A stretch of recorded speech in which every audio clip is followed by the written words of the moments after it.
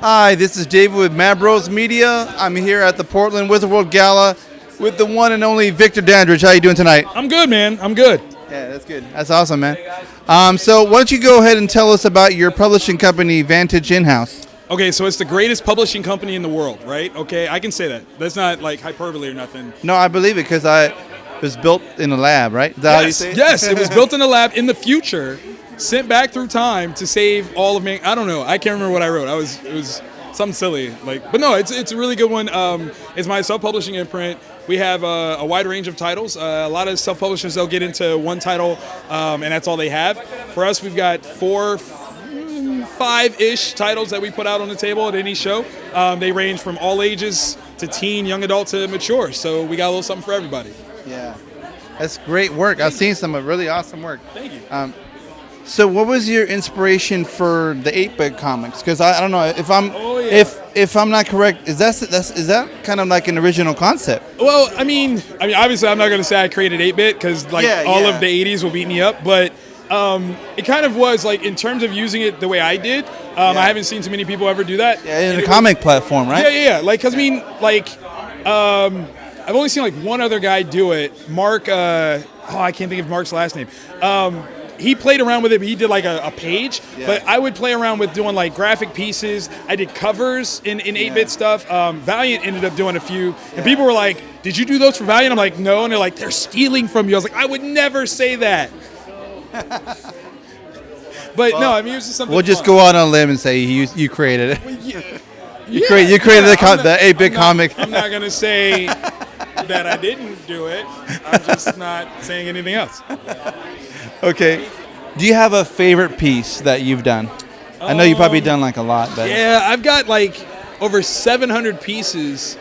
I think my favorite one legitimately was the original version of the Atom that I did. It was literally a blue square on top of a red square.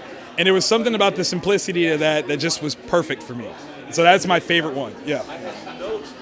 You want to tell our viewers about your comic tutorial, Unconventional? Absolutely. Unconventional is a comic book series of sorts that I do on YouTube. The whole idea is to address certain matters in the comic book industry and kind of come at them from different views. You know, not the normal ways that everybody's like, oh, you took my artwork, I'm mad. I'm like, well, think about it in a different way that becomes productive for you and you can utilize it better as opposed to, fisticuffs. That's not good.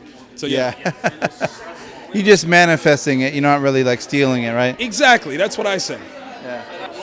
How old were you when you started drawing? Like, cause you look, your work seems like you're a pretty seasoned artist. So. Oh, I appreciate that. I'm a terrible artist. No, come on, no, come on. I mean, don't be bashful now. I was 10 when I started drawing. I mean, when it comes to like producing work for books, I'm not the most confident when it comes to it, but I mean, I'm capable. That's what I'll say. I'm capable.